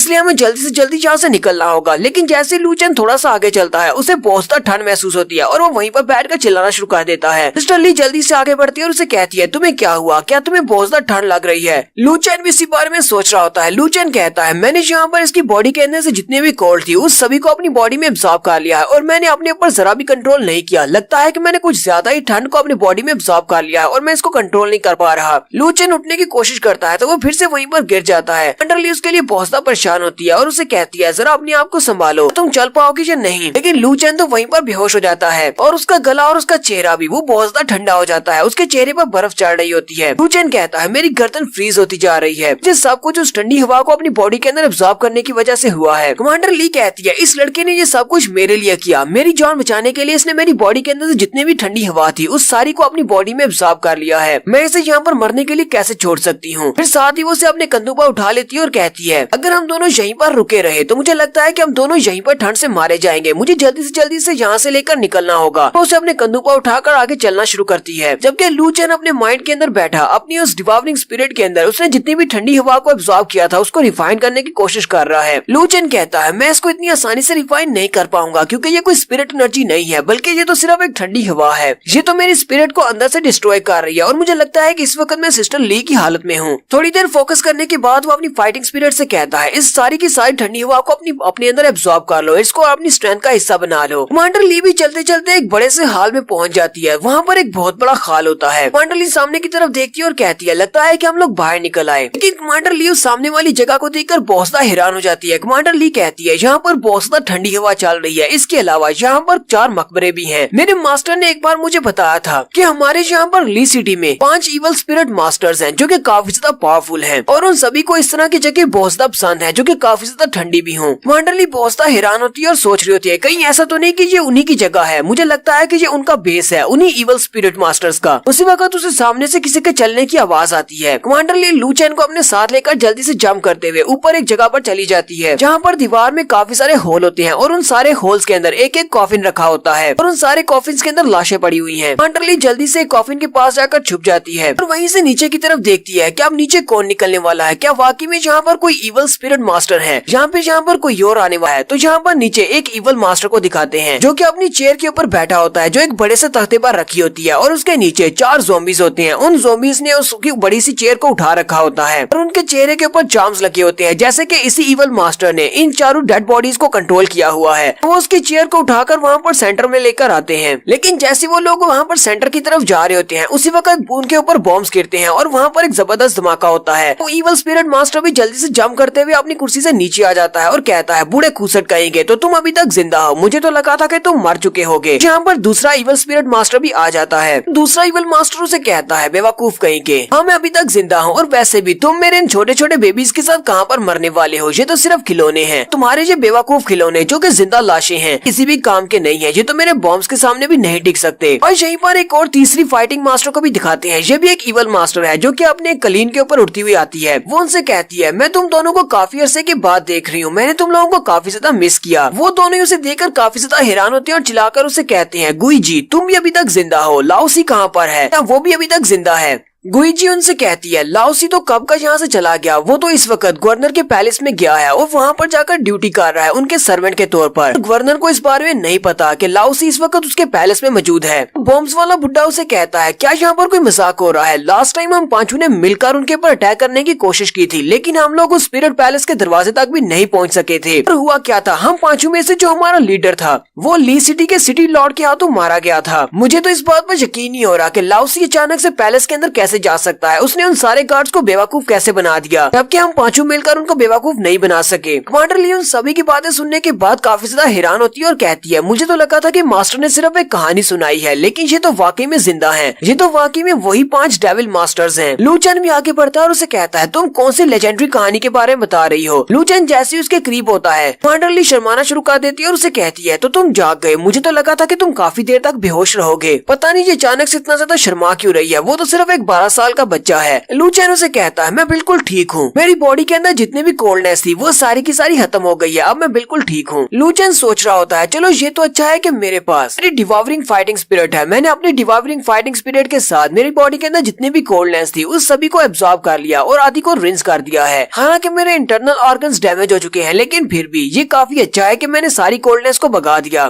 फिर लू चेन उन तीनों की तरफ इशारा करते हुए कहता है, कमांडर ये तीनों लोग कौन है? कमांडर ली उसे उन तीनों के बारे में बताती है। वो उसे कहती है, हमारे टिएंटो एम्पायर में मोस्ट वांटेड क्रिमिनल्स हैं जो कि डेविल कल्टीवेटर्स हैं और ये 3 भी उन्हीं में से हैं। अभी तो यहाँ पर सिर्फ 3 हैं, कभी ये 5 हुआ करते थे। पांचों ने मिलकर हमारे गवर्नर के पैलेस के ऊपर अटैक किया था और हमारे फाइटिंग स्पिरिट पैलेस के ऊपर अटैक करने के बाद इनके लीडर की हमारे लॉर्ड के साथ फाइट हुई थी और सिटी लॉर्ड ने इनके लीडर को मार दिया था। तो यहाँ पर कमांडर ली उसे इन तीनों के बारे में बताती है। वो उसे कहती है, इस लड़की का नाम गुजी है जो कि 7 स्टार स्पिरिट मास्टर्स में 2nd रैंक पर आती है। ये बहुत ज्यादा चार्मिंग है, अपने चार्म्स को यूज करते हुए ये किसी को भी सेड्यूस कर सकती है और हमारे डेटा के मुताबिक इसकी उम्र 100 साल से भी ज्यादा है। लेकिन जरा इसकी तरफ देखो, ये कितनी ज्यादा चार्मिंग और खूबसूरत है, किसी को भी अपने जाल में फंसा सकती है। फिर वो उसे दूसरे मास्टर के बारे में बताती है। वो उसे कहती है, इस बूढ़े का नाम घोस्टली ओल्ड मैन है और ये इन 5 में तीसरे नंबर पर आता है जो कि 7 स्टार स्पिरिट चार्मर है। ये वाला काफी ज्यादा डेंजरस है क्योंकि ये बहुत सारे मुर्दा लोगों की बॉडी को भी अपनी मर्जी से चला फिरा सकता है, यानी कि उनके ज़ॉम्बीज बना सकता है। और ये तीसरा छोटे वाला बुड्ढा जिसके पास बॉम्ब्स है, उसका नाम डाटोए है और ये सबसे बॉटम रैंकिंग पर है। हालांकि इसकी रैंकिंग सबसे कम है, लेकिन इसके मार्क्समैन काफी ज्यादा अच्छी है। ये हर तरह के बॉम्ब्स बना सकता है, किसी भी चीज को एक्सप्लोसिव में चेंज कर सकता है। लास्ट टाइम जब इन्होंने अटैक किया था तो सबसे ज्यादा तबाही इसी ने मचाई थी। और चौथे नंबर पर इनका लीडर है जो कि इनमें से सबसे ज्यादा स्ट्रॉन्ग था और वो अपने लेवल 8 का स्पिरिट मास्टर था, लेकिन हमारे सिटी लॉर्ड ने फाइट के दौरान उसे मार डाला और उसका सर काट दिया। ये तो हो गए 4। इनमें से 5वां जिसका नाम लाओसी है वो अपना रूप बदल सकता है। जैसा कि इन्होंने कहा है कि वो इस वक्त गवर्नर के पैलेस में पहले से पहुंच चुका है, तो इसका मतलब वो किसी का रूप लेकर वहाँ पर गया होगा। कोई भी उसको पहचान नहीं सकता क्योंकि वो रूप बदलने में माहिर है। तो यहीं पर गुजी अपने प्लान के बारे में बाकी दोनों से कहती है। हालांकि गवर्नर पैलेस की सिक्योरिटी काफी ज्यादा टाइट है और उनके पास जितने भी गार्ड्स हैं वो बहुत ज्यादा स्किल्ड हैं, लेकिन पिछले कई सालों से उनकी सिक्योरिटी बहुत ज्यादा कम होती जा रही है। उनके गार्ड्स भी इतने ज्यादा स्ट्रॉन्ग नहीं रहे। लाओसी पहले से पैलेस के अंदर जा चुका है। मैं भी लाओसी को ज्वाइन करने के लिए जाने वाली हूँ। और वो जल्दी से अपने पास एक मास्क निकालती है और अपने चेहरे पर लगाने के बाद साथ ही अपने अपनी स्पिरिट एनर्जी को रिलीज करती है और अपनी शक्ल बदल लेती है। कमांडर ली उसे देखते ही बोसदा चौंक जाती है और कहती है तो हमारे सिटी लॉर्ड की 4th वाइफ है, यानी हमारे सिटी लॉर्ड की चौथी बीवी है। इसका मतलब तो ये है कि इसने सिटी लॉर्ड की चौथी बीवी को मार दिया होगा और अब ये उसका रूप लेकर वहाँ पर जाने वाली है सिटी लॉर्ड के पास। हो सकता है कि ये उसकी बीवी बनने के बाद उसे मार डाले। सिटी लॉर्ड अपनी चौथी बीवी से बोसदा प्यार करते हैं। गुजी अपनी शक्ल चेंज करने के बाद कहती है हमारे लीडर को उसने मार डाला था, हम लोग उसका बदला लेने के लिए अब जाएंगे। कमांडर ली ये सब कुछ देखकर बोसदा हैरान होती है। कमांडर ली कहती है मैंने तो ऐसा सोचा भी नहीं था कि ये हमारे सिटी लॉर्ड की चौथी बीवी का रूप ले सकती है, और ऊपर से इस वक्त इनका जो लीडर है जो कि इस सारे प्लान का मास्टर है लाओसी है, जो कि अपने रूप को बदल सकता है। तो मुझे लगता है कि इस वक्त पैलेस के अंदर उसने हमारे कमांडर का रूप लिया हुआ है। इसी वजह से उसने कमांडर शैंक को वहाँ पर भेजा था मुझे रिप्लेस करने के लिए, जहाँ तो वो खुद ही कमांडर शैंक बनकर आया था या फिर वो उसे ऑर्डर दे रहा है। लू चेन उसे कहता है इन सारे डेविल स्पिरिचुअलिस्ट की बॉडी के अंदर से जो एनर्जी निकल रही है कमांडर शैंक की बॉडी के अंदर से भी ऐसी ही एनर्जी निकल रही थी। मुझे लगता है कि कमांडर शैंक ही लाओसी था। लू चेन कमांडर ली के कंधे पे हाथ रखता है और उसे कहता है मुझे लगता है कि हमें यहीं पर छुप कर रहना चाहिए, क्योंकि अगर इन इविल स्पिरिट मास्टर्स ने हमें देख लिया तो हम लोग यहाँ से कभी बाहर नहीं निकल पाएंगे, ये लोग हमें यहीं पर मार देंगे। तो वो तीनों वहीं पर खड़े खड़े अपने प्लान को डिस्कस कर रहे होते हैं। डार्टवे गुजी से कहता है गुजी तो अब तुम्हारा प्लान क्या है, तुम क्या करने वाली हो। गुजी उसे कहती है इस वक्त गवर्नर के पैलेस के अंदर बहुत सारे ऐसे डार्क गार्ड्स हैं जो कि मेरे कंट्रोल में हैं। मैंने बहुत सारी डेड बॉडीज को भी इकट्ठा किया है। घोस्टली ओल्ड मैन उन सभी को यूज कर सकता है अपनी आर्मी बनाने के लिए। लाओसी क्योंकि पैलेस के अंदर पहले से मौजूद है, वो वहाँ पर बैंक्वेट पार्टी में उनके खाने के अंदर जहर मिला देगा। जितने भी लोग उस खाने को खाएंगे वो सारे मर जाएंगे, और जैसी वहाँ पर खलबली मचेगी हम सभी लोग वहाँ पर जाएंगे और तबाही मचा देंगे। डार्टोयो से कहता है लगता है कि तुम सिटी लॉर्ड के बारे में भूल रही हो, सिटी लॉर्ड को हम लोग कैसे संभालेंगे। लास्ट टाइम हमारा बॉस जो कि एक 8th लेवल का स्पिरिट मास्टर था वो भी उसको नहीं हरा पाया था। इसलिए कई सालों में सिटी लॉर्ड के स्किल्स और ज्यादा बढ़ गए होंगे क्योंकि उसने अपनी कल्टीवेशन को बढ़ाया होगा। मुझे नहीं लगता कि हम तीनों मिलकर भी उसका सामना कर पाएंगे। गुजी उसे कहती है लेकिन अगर मैं तुम लोगों से कहूँ कि सिटी लॉर्ड वहाँ पर आएगा ही नहीं, वो इस बैंक्वेट पार्टी में नहीं आएगा, तो फिर क्या तुम लोग वहाँ पर जाओगे। वो दोनों भी उसकी बात सुनने के बाद काफी हैरान होती हैं और कहती हैं क्या वाकई में ऐसा हो सकता है। गुजी उनसे कहती है समझ लो मैंने ऐसा कर दिया, मैंने इसी वजह से तो गवर्नर की बीवी का रूप लिया है। मैं उसे अपने साथ लेकर बाहर चली जाऊंगी और वो बैंक्वेट पार्टी में नहीं आ पाएगा। डार्टोयो से कहता है तुम्हारा प्लान तो काफी ज्यादा अच्छा लग रहा है, तो तुम वाकई में गवर्नर को अपने साथ लेकर वहाँ से चली जाती हो, तो उसके बाद कैसे उस सारी नशीली दवा का असर उन सभी लोगों पर होगा। हम लोग वहाँ पर अपीयर होंगे और उनके ऊपर अटैक कर देंगे, सभी लोगों को मार डालेंगे इससे पहले कि सिटी लॉर्ड वापस आ जाए यानी गवर्नर। घोस्टली ओल्ड मैन भी उसे कहता है ठीक है मुझे भी ये तुम्हारा प्लान काफी ज्यादा अच्छा लगा, तो फिर ठीक है हमारे लीडर की मौत का बदला लेने का वक्त आ चुका है। फिर साथ ही वो तीनों वहाँ से उड़ जाते हैं, वो वहाँ से बाहर चले गए हैं। उन तीनों के वहाँ से चले जाने के बाद कमांडर ली और लू चेन वो दोनों भी नीचे उतर आते हैं। कमांडर ली उसे कहती है मुझे लगता है कि ये तीनों भी इस वक्त तुम्हारे सिटी लॉर्ड के पैलेस यानी गवर्नर पैलेस की तरफ ही जा रहे हैं, जबकि लू चेन यहाँ पर सिस्टर जोंग और सिस्टर जियान के बारे में सोच रहा होता है। वो कहता है अगर ये वाकई में बैंक्वेट के खाने में जहर मिलाने वाले हैं, वहीं पर मेरी दोनों सिस्टर्स भी हैं, वो दोनों भी उस जहर को खाकर मर जाएंगी। लू चेन बड़ी स्पीड के साथ आगे बढ़ता है और उसे कहता है हमें जल्दी से जल्दी गवर्नर पैलेस में पहुंचना होगा इससे पहले कि बैंक्वेट पार्टी स्टार्ट हो। उन सभी को उस बैंक्वेट में मौजूद खाने को खाने से रोकना होगा। थोड़ी देर आगे भागने के बाद वहाँ पर रास्ते में उन्हें एक टाइल दिखाई देती है। वो उस टाइल को उठाते हैं तो वो एक कब्र के अंदर से बाहर निकलते हैं। तो वो लोग एक कब्रिस्तान के अंदर होते हैं। एक कब्र को फाड़ कर वो लोग बाहर निकले हैं। कमांडर ली उसे कहती है मैं इस जगह को पहचानती हूँ, ये तो एक खाली कब्रिस्तान है क्योंकि हमारे ली सिटी के बाहर वाली जगह पर है। लगता है कि इन लोगों ने यहीं से टनल को खोदा है और यहीं से ये पैलेस तक जाते हैं। कमांडर ली उसे कहती है काफी अंधेरा हो चुका है और अब तक तो हमारे सिटी के गेट्स भी बंद हो चुके होंगे, एक बार अगर दरवाजे बंद हो गए तो फिर वो लोग हमें अंदर नहीं जाने देंगे। लू चेन उसे कहता है लेकिन तुम तो एक कमांडर हो, क्या वो तुम्हें भी अंदर नहीं जाने देंगे। कमांडर ली उसे कहती है हाँ ऐसी ही बात है, रूल्स बहुत ज्यादा टफ है, इस बात से फर्क नहीं पड़ता कि मैं डार्क गार्ड्स की कमांडर हूँ, वो लोग मुझे अंदर नहीं जाने देंगे। लास्ट टाइम जब इन इवल मास्टर्स ने अटैक किया था हमारे ली सिटी के ऊपर, उसी वक्त के बाद से हमारे सिटी लॉर्ड ने जो कानून बनाया था रात को अंधेरा होने के बाद कोई भी सिटी के अंदर नहीं आ पाएगा और ना ही कोई सिटी के बाहर जा पाएगा, और अगर कोई ऐसा करेगा तो उसे बहुत ही कड़ी सजा दी जाएगी। कमांडर ली उसे कहती है लेकिन हमारे पास इस वक्त और कोई रास्ता नहीं है, हमें वहीं से जाना पड़ेगा। लू चेन उसका हाथ पकड़ता है और उसे कहता है अगर हम लोग यहाँ से सीधे वहाँ पर गए और वहाँ पर काफी ज्यादा शोर मचेगा, इसलिए हम लोग मेन दरवाजे से नहीं जा सकते। फिर साथ ही उसे कहता है क्या तुमने ऐसा सुना है कि जो काम आसानी से नहीं हो सकता उसके लिए उंगली को टेढ़ा करना पड़ता है। हम लोग दूसरे दरवाजे से चलते हैं, वहाँ पर गार्ड्स को रिश्वत देंगे। फिर वो लोग एक दूसरे दरवाजे की तरफ जाते हैं, वहाँ पर जो गार्ड्स होते हैं, लू चैन उसके साथ कुछ बहस कर रहा होता है। वो गार्ड उसे कहता है चलो जल्दी करो, तुम्हारे पास जो है वो मुझे दे दो। लू चैन उसे अपने पास से कुछ देता है और वो गार्ड्स उनके लिए दरवाजा खोल देते हैं और कहते हैं चलो जल्दी से अंदर चले जाओ। और फिर वो दोनों ही सिटी के अंदर चले जाते हैं। कमांडर ली लू चैन से पूछती है आयर तुमने उसे वहाँ पर ऐसा क्या दे दिया जिसकी वजह से उस गार्ड ने हम दोनों को अंदर आने दिया। लू चैन उसे कहता है मैंने उसे ज्यादा कुछ नहीं दिया, मैंने बस उसे 2 बॉटल्स दे दी एलिक्सर की। वो दोनों ही बॉटल्स के अंदर ऐसा एलिक्सर था जो कि बैटल के दौरान हमारी काफी ज्यादा हेल्प कर सकता है, हमारी स्पिरिट एनर्जी को बढ़ा सकता है, एक बूस्ट दे सकता है। कमांडर ली उसकी बात सुनने के बाद काफी हैरान होती है और उसे कहती है क्या तुम्हें जरा भी अंदाजा है कि तुमने कितनी महंगी चीज उसको दे दी है। फाइटिंग स्पिरिट एलिक्सर्स काफी ज्यादा वैल्यूएबल होते हैं क्योंकि इससे न सिर्फ हम लोग अपनी बॉडी को हील कर सकते हैं बल्कि हम लोग इसे अपनी कल्टीवेशन में भी यूज कर सकते हैं। मुझे लगता है कि उनमें से एक बॉटल भी 100 सोने के सिक्कों के बराबर होगी और तुमने उस गार्ड को 2 बॉटल्स दे दी हैं। तुम हो कौन? मुझे तुम्हारी आइडेंटिटी के बारे में जानना पड़ेगा। आखिर तुम्हें इतनी महंगी बॉटल्स मिली कहाँ से? लू चैन उसे कहता है मुझे बस मिल गई, इसमें इतनी हैरान होने वाली कौन सी बात है।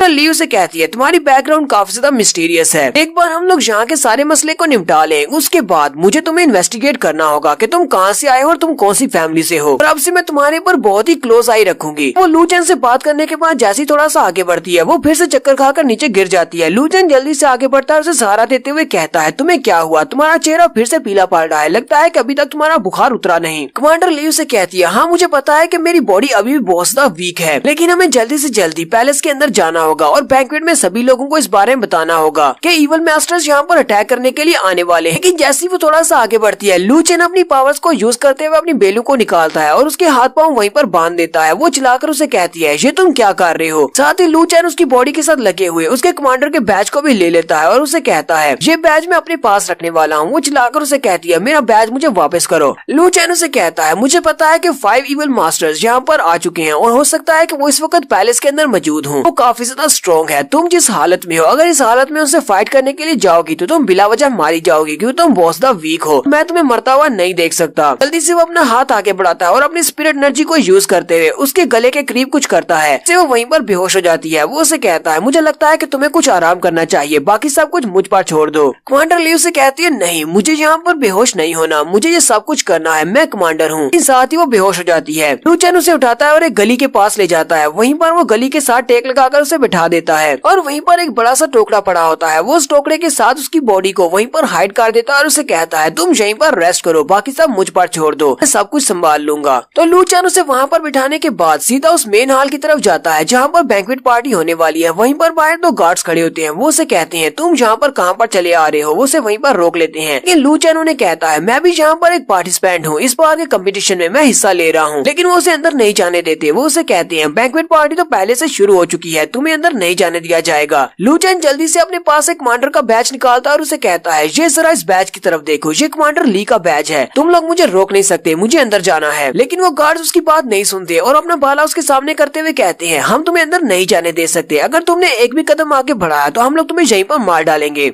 लू चैन उसे कहता है क्या मैंने तुम्हें अपना बैच नहीं दिखाया? तो फिर इस बात का क्या मतलब है? तुम लोग मुझे अंदर क्यों नहीं जाने दे रहे? वहीं पर 2 और गार्ड्स भी आ जाते हैं। वो उसे वहीं पर रोक लेते हैं और कहते हैं अगर तुम हमारी डार्क आर्मी का हिस्सा नहीं हो तो फिर तुम अंदर नहीं जा सकते जब तक तुम्हें सिटी लॉर्ड हुत अंदर जाने के ऑर्डर्स ना दें। तो साइड पर उनका कैप्टन खड़ा होता है। वो उनको देखता है कि उन्होंने एक लड़के को रोका हुआ है। वो वहीं पर आ जाता है और उनसे कहता है जरा रुको, मुझे इससे बात करने दो। वो लू चैन के हाथ से उसका बैज ले लेता है और उसे कहता है लड़के ये तो कमांडर ली का बैज है, ये तुम्हें कहाँ से मिला? कमांडर ली इस वक्त कहाँ पर है? लू चैन उसे कहता है क्या मैं तुम्हारे कान में आकर ये बात बता सकता हूँ? वो कैप्टन के कान में आकर ये सारी बात बताता है। कैप्टन उसकी बात सुनने के बाद अपने गार्ड से कहता है चलो ठीक है तुम मेरे साथ आओ। वो दरवाजा खोलकर उसे अंदर ले जाता है। लू चैन उसे कहता है क्या बैंक्वेट पार्टी स्टार्ट हो गई? क्या उन सभी को खाना सर्व कर दिया गया है? इस वक्त सिटी लॉर्ड कहाँ पर है? कैप्टन उसे कहता है हमारे सिटी लॉर्ड तो इस वक्त अपनी चौथी 5 के साथ लेक के किनारे टहलने के लिए गए हैं और बैंक्वेट पार्टी अभी तक स्टार्ट नहीं हुई।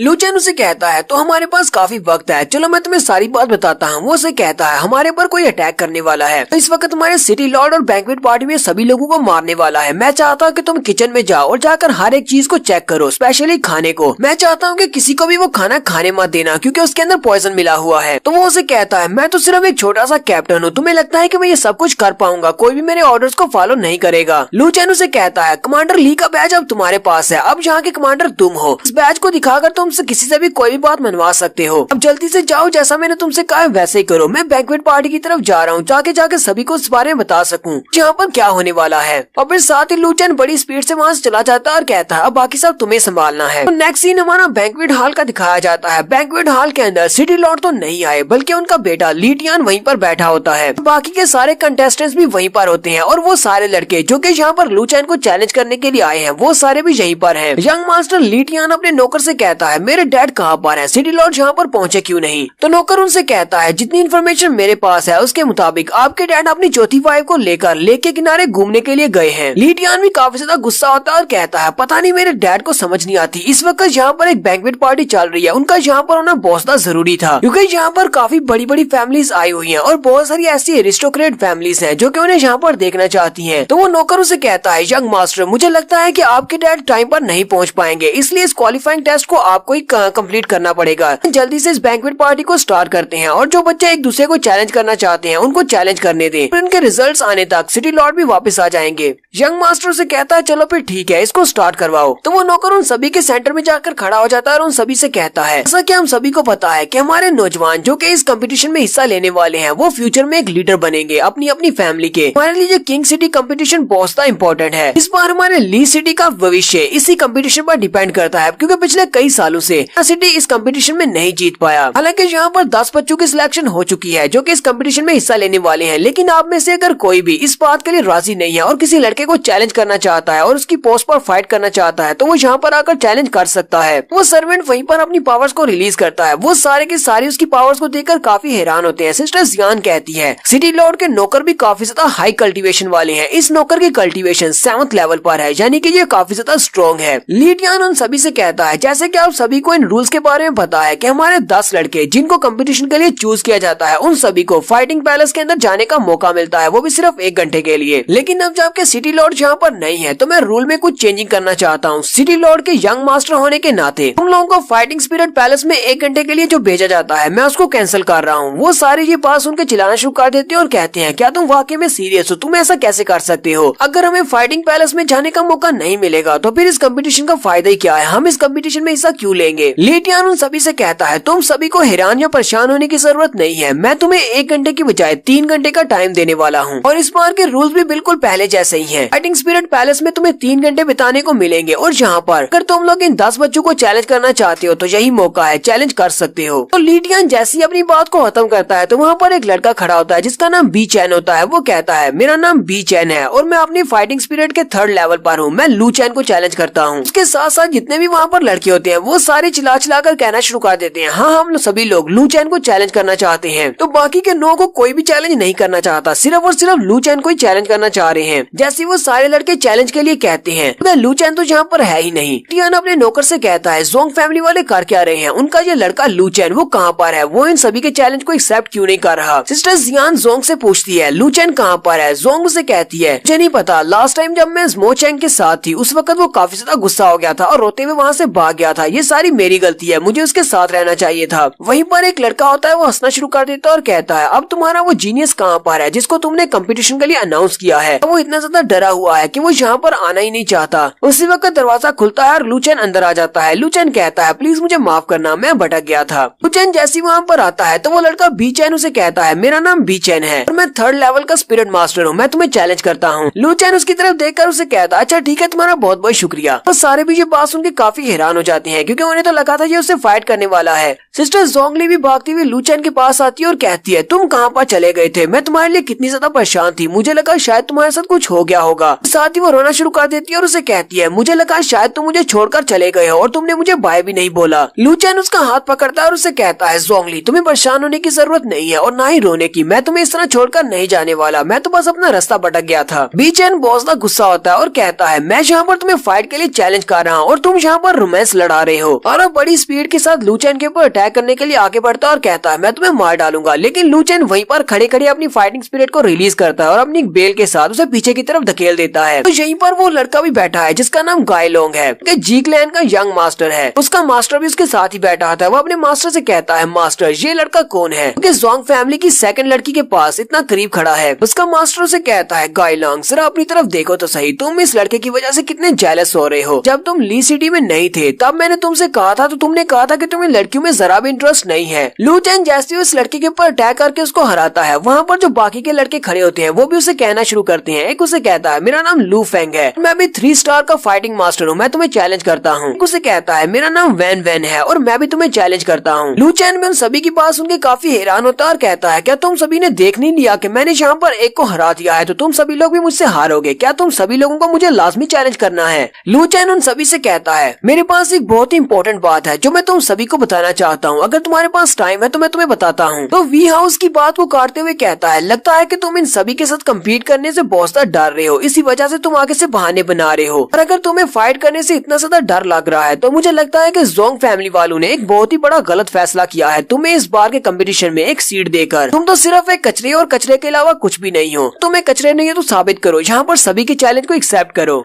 है कि तुम्हारी ज़ोंग फैमिली बहुत ज्यादा डिक्लाइन में है। इस वक्त तुम्हारी ज़ोंग फैमिली को 5 बड़ी फैमिलीज में कोई भी हैसियत हासिल नहीं है। ये तो सिर्फ उस यंग मास्टर की वजह से है जो कि इंपीरियल फैमिली से है। यंग मास्टर लियो की वजह से तुमने अपनी फैमिली के लिए 2 सीट्स बुक कर ली हैं। बाई फैमिली के एल्डर भी वहीं पर खड़े होते हैं। बाई फैमिली के एल्डर कहते हैं ये लड़का बहुत ही बेकार है क्योंकि इसने काफी सारे लड़कों के चैलेंज को इग्नोर किया है। यहाँ पर काफी सारे बच्चे इसको चैलेंज कर रहे हैं लेकिन ये उनके चैलेंज का जवाब नहीं दे रहा। इसलिए हम लोग डिमांड करते हैं कि ज़ोंग फैमिली वाले अपनी एक सीट को खाली करें, इस लड़के को इस कंपटीशन से बाहर निकालें और इसकी जगह पर किसी काबिल लड़के को जगह दी जाए। मिस जियान भी उसकी बात सुनने के बाद काफी गुस्सा हो जाती हैं। लू चैन सिस्टर जियान से कहता है, सिस्टर तुम्हें इन सभी की बातें सुनकर परेशान होने की जरूरत नहीं है और ना ही गुस्सा होने की, क्योंकि ये सारे के सारे लोग बिल्कुल जोकर हैं। ये खुद कचरे हैं, इसी वजह से यहाँ पर हमारे ऊपर इल्जाम लगा रहे हैं। ये बात सुनते ही भाई फैमिली के एल्डर बहुत ज्यादा गुस्सा हो जाते हैं और वहीं से जंप करते हुए लू चैन के ऊपर अटैक करने के लिए आगे बढ़ते हैं और कहते हैं, छोटे रास्कल मैं तुम्हें सबक सिखाऊंगा। और जैसे ही वो अपनी पाम के साथ लू चैन के ऊपर अटैक करने लगते हैं उसी वक्त सिस्टर जियान उनके सामने आकर खड़ी हो जाती है और उनकी पाम के साथ अपनी पाम को टकराती है। सिस्टर जियान और बाई फैमिली के एल्डर दोनों एक दूसरे की तरफ घूर घूर कर देख रहे होते हैं। यहीं पर यंग मास्टर गुस्सा हो जाते हैं और अपनी स्पिरिट एनर्जी को रिलीज करते हुए उन सभी से कहते हैं, तुम सभी लोग यहाँ पर बहुत ज्यादा डिसरिस्पेक्टफुल हो क्योंकि इस वक्त तुम लोग बैंक्वेट हॉल में मौजूद हो जो कि गवर्नर के बैंक्वेट हॉल है। गवर्नर यानी कि सिटी लॉर्ड और मैं उनका बेटा हूँ यानी कि यंग मास्टर, और मेरे सामने तुम लोगों ने बहुत ही बुरी तरह से बिहेव किया है। मैं इस बार तुम दोनों को माफ कर देता हूँ लेकिन अगर दोबारा तुम लोगों ने ऐसा कुछ किया तो तुम दोनों को सजा दी जाएगी। यंग मास्टर ली टियान की बात सुनने के बाद वो दोनों ही अपने अपने हाथों को पीछे कर लेते हैं। बाई फैमिली के एल्डर यंग मास्टर ली टियान से कहते हैं, यंग मास्टर ये बात तो आपने भी नोटिस की होगी कि यहाँ पर काफी सारे बच्चों ने इस लड़के को चैलेंज किया है लेकिन इसने उनके चैलेंज को इग्नोर कर दिया। ये उन सभी के साथ फाइट नहीं करना चाहता। मुझे लगता है ये उनसे फाइट करने से डरता है, इसीलिए मैं आपसे रिक्वेस्ट कर रहा हूँ कि आप इस लड़के को डिस्क्वालीफाई करें, इसे इस कंपटीशन में हिस्सा लेने ना दिया जाए। यंग मास्टर ली टियान कहता है, यंग मिस जियान ये बात तो आप भी जानती है कि ली सिटी के भविष्य के लिए ये टूर्नामेंट कितना ज्यादा जरूरी है। अगर हमारे बच्चे इस बार के टूर्नामेंट में काफी अच्छी परफॉर्मेंस देते हैं तो हमारा ली सिटी बाकी सिटी से ऊपर आ जाएगा। और आपके इस लड़के ने जिसको आपने सिलेक्ट किया है इसने काफी बार यहाँ पर दूसरे बच्चों के चैलेंज को अवॉइड किया है। मुझे नहीं लगता कि ये इस काबिल है कि इनसे फाइट कर सके। सिस्टर जियान यंग मास्टर से कहती है, लेकिन जरा मेरी बात तो सुने। यहीं पर लू चैन आके पड़ता है और कहता है, यंग मास्टर वैसे भी मैं इस सारे कंपटीशन में इंटरेस्टेड नहीं हूँ, मुझे यहाँ पर एक और जरूरी बात बतानी है और अगर मैंने अभी आपको वो जरूरी बात नहीं बताई तो बहुत ज्यादा देर हो जाएगी। यंग मास्टर ली टियान उसकी बात सुनने के बाद बहुत ज्यादा गुस्सा हो जाते हैं और चिल्लाकर उसे कहते हैं, तुम्हारी हिम्मत कैसे हुई हमारे ली सिटी के किंग टूर्नामेंट को इस तरह बेकार कहने की कि तुम्हें इसमें इंटरेस्ट नहीं है, तुम्हें लगता है कि हमारा कंपटीशन बहुत ज्यादा बेकार है। तुमने ये सब कुछ कहकर अपने आप को खुद ही डिस्क्वालीफाई करवा लिया है। तुम्हें इस टूर्नामेंट से हमेशा के लिए डिस्क्वालीफाई किया जाता है और इसके अलावा तुम्हारे इस बिहेवियर की वजह से ज़ोंग फैमिली को सजा दी जाएगी। मिस जियान उसे कहती है, यंग मास्टर मुझे लगता है कि आप हमारी ज़ोंग फैमिली की इंसल्ट कर रहे हैं। ये सब कुछ कहकर आपको नहीं लगता कि आपको सोच समझकर फैसला करना चाहिए। यंग मास्टर मिस जियान से कहता है, क्या तुमने इस बात को नोटिस नहीं किया कि ये लड़का इतना काबिल नहीं है, ये यहाँ पर इतने सारे लड़कों के चैलेंज को अवॉइड कर रहा है। तुम वाकई में ये चाहती हो कि इस बार के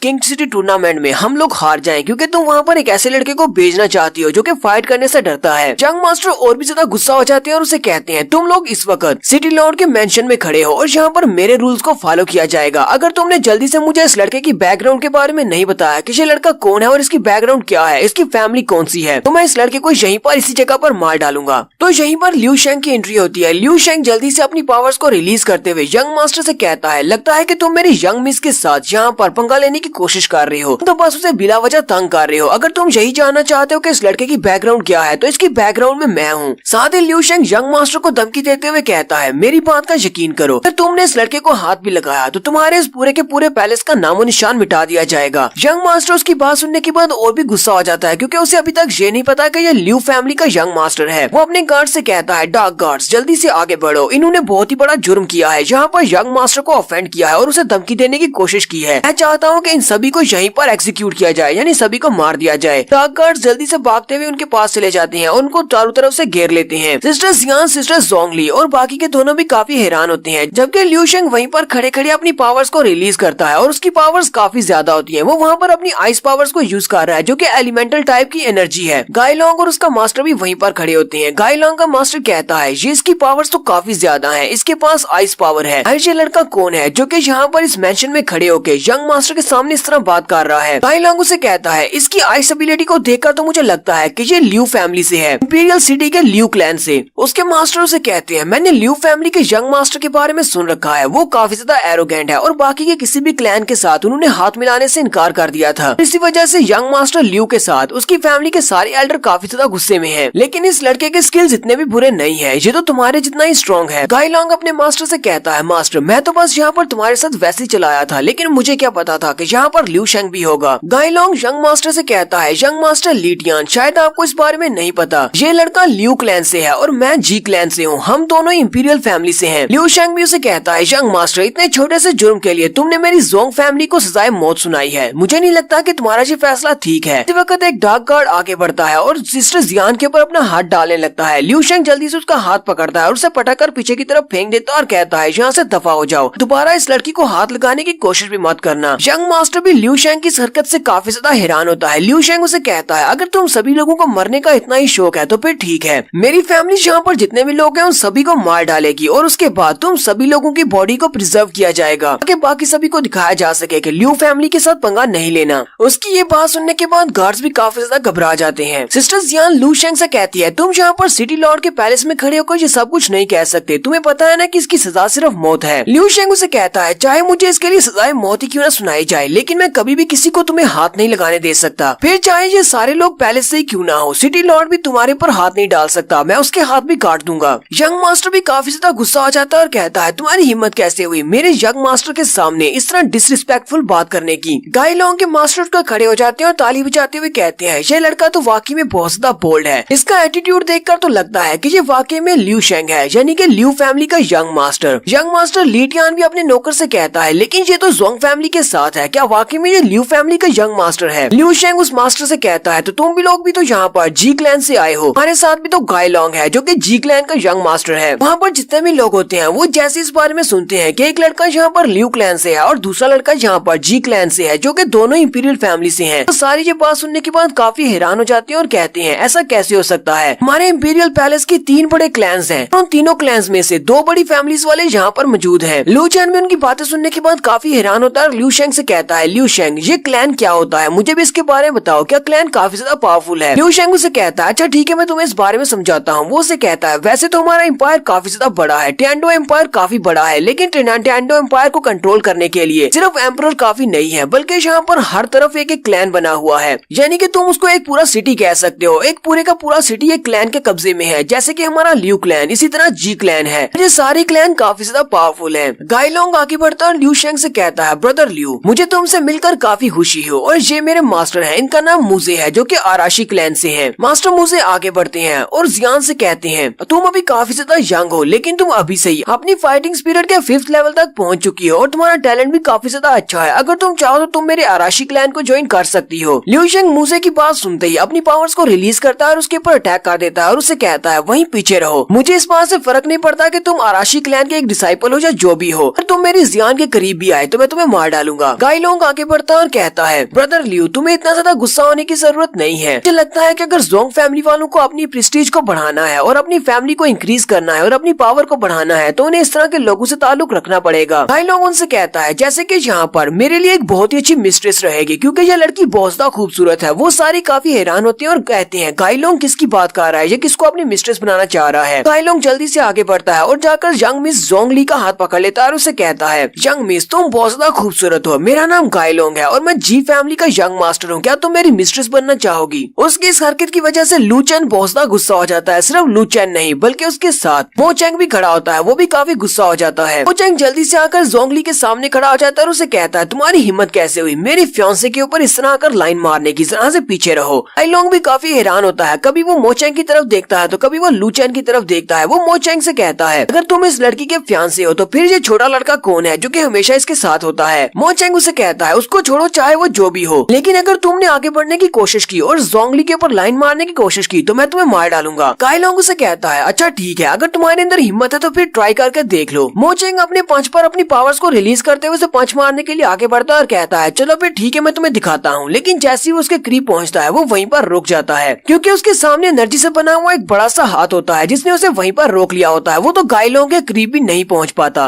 गाइलोंग अपने उस बड़े से एनर्जी से बने हुए हाथ के अंदर मो चेंग को पकड़ लेता है और अपनी मुट्ठी को बंद करते हुए उसकी हड्डियों को स्क्वीज करना शुरू करता है और जैसे ही वो अपने हाथ को खोलता है तो मो चेंग वहीं पर नीचे गिर जाता है और उसकी हालत काफी ज्यादा खराब हो जाती है। वो उसे कहता है तुम हार चुके हो। अब बाकी के सारे भी ये देखकर बहुत ज्यादा हैरान हो जाते हैं कि जी फैमिली का ये यंग मास्टर ये तो बहुत ज्यादा पावरफुल है। और यहीं पर हम लोग अपनी एपिसोड 37 का एंड करने वाले हैं। एपिसोड की एक्सप्लेनेशन अच्छी लगी हो तो कमेंट करके जरूर बताइएगा। चैनल को सब्सक्राइब कर दें, वीडियो को लाइक और शेयर कर दें। शुक्रिया।